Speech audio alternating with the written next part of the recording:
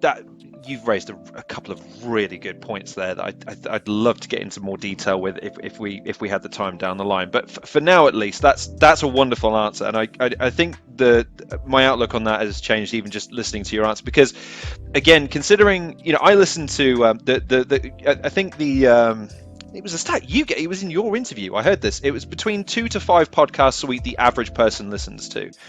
And it depends on how long the podcast is, but some of these can be an hour, hour and a half, 2 hours. They can even be as little as sort of 10, 15 minutes, I suppose. But like, there is only a narrow scope of attention that people are willing to dole out. But in an age of because I've had this conversation with a few of my guests who are in content creation, where they're now, they're maybe more known for long format or traditional format kind of content. But in an era of TikTok, shortening attention span type content, because I don't believe the attention span is actually shortening.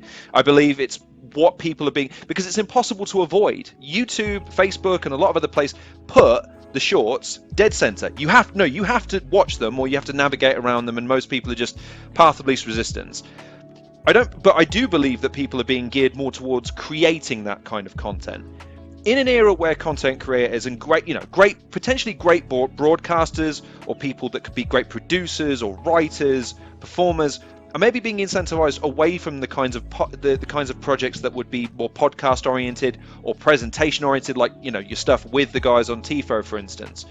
How do you foresee that podcasting and the audio production aspect of content creation is going to compete, or at least hold its own in this era where, like I say, you've got kids that are trying to distill everything into 15 seconds and make it shareable?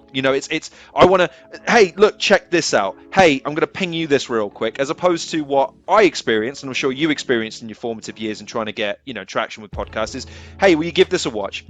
Oh man, it's an hour, man. Like, yeah, but just put it on in the background. Just listen to it peripherally, and then if you like it, great. If you don't, but that's all you had to do, is just put it on in the background first. Okay, I'm not asking you to study this. Whereas the shorts, it's, hey, you got 15 seconds? Yeah. Here's a monkey throwing crap at someone. Oh yeah. What's the next one? It's, how do you compete with that, or how do you see the industry evolving to contend with it? So it's almost not necessarily an evolution, because the same basic question is, what do people want? It's the same question you should ask if you're a freelance journalist and you're getting in touch with publication. What does this person who I'm pitching myself to actually want? Not what I want to give. That's obviously for the specific intention of getting that person to hire you. It's the same when you're making a podcast for people to listen to. Who's my audience? Who are they? When are they going to listen? Why are they going to listen? There are 3 reasons, I think, this is just my theory, there are 3 reasons to listen to a podcast. And one is to inform, one is to improve, and one is to entertain. Sometimes you can hit more than one, but you need one of those. So Totally Football Show would be your inform. That is, we all watch the game at the weekend. Now some industry experts are going to talk about it. And they're also going to be number 3 as well. They're going to be quite funny. It's James Richardson, he's brilliant. So you hit 1 and 3 on the inform. Then you got improve. Now this generally belongs to podcasts like Diary of a CEO, but it could also be fitness, mental health, or our very own You're Dead to Me, which improves your historical knowledge, while again, hitting button 3 and entertaining. And then you've got entertain, which is Shag, Married Annoyed, or Conan O'Brien, or stuff like that. So you have to hit one of those things. Then you have to ask who the person is, why they're going to listen to it. Now, this is where it gets interesting right now, because before the pandemic, you used to have about sort of 60% of all podcast listens were by people commuting, because we all commuted 10 times a week. Now that number's 25%. So it's all. That's all, because very few people commute 5 days a week. If you're only commuting 3 days a week, it's more of a novelty. But different bits of behaviour change as well. When we used to commute on the tube pre-pandemic, you'd often be on the London Underground like that. You built your own little audio space to kind of like lock yourself away from all of that. Is that necessary when the carriages aren't full? You can sit down and read a book now. You're not going to read a book and listen to a podcast. You're going to listen to music. So there's all these little things that change. So you keep having to ask yourself, what am I doing here? Who is this for? Why will they listen?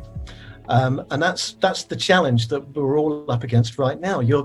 If you've been a listener to the Athletic Football Podcast, you will note this season that flagship show is considerably shorter now. It comes in at about 35 minutes instead of occasionally creeping over an hour. And that's to work itself into things like people going for a walk in the park at lunchtime, people walking their dog, people cooking a meal, things like that. It's to make it more accessible there.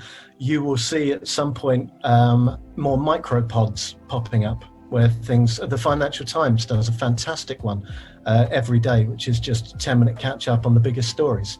So the medium is still brilliant. The medium, everyone almost on the planet's got one of these. So there shouldn't be any problem reaching people. The problem is making them reach for that and hit the subscribe button. But that's where the good quality content comes in. If you're funny, you're going to be unavoidable. People want, as I've said, there's no ceiling on funny in this world. We're always looking for more of that. It's one of the reasons I think TikTok is amazing, even though I don't understand it, is that there's so many young, talented people, basically with their own like miniature sketch shows now, picking up millions of views.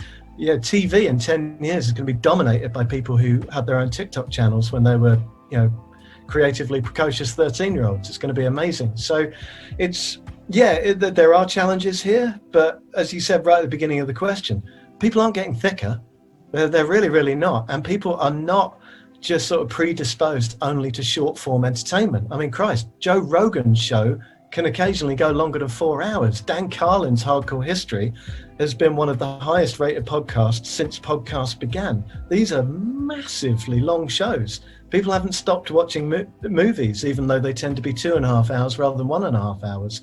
And yes, I've seen my daughter sit there on YouTube and watch a 35-minute video about Minecraft. So the opportunity's there. It's down to the creator to be good enough to be unavoidable. You've touched on something there that's, again, I know that this is probably something you haven't had to contend with, but as a YouTube creator, the number of times I've had, how do I connect with a younger audience? And the response from my younger brothers, who I have a 14-year discrepancy between, and they're always like, you should do reaction videos, you should do gameplay videos. And I know because your questions, what does the audience want and what can I give them, are two critical questions. And I've had two of them answered for me by these, the demographic I'm attempting to touch.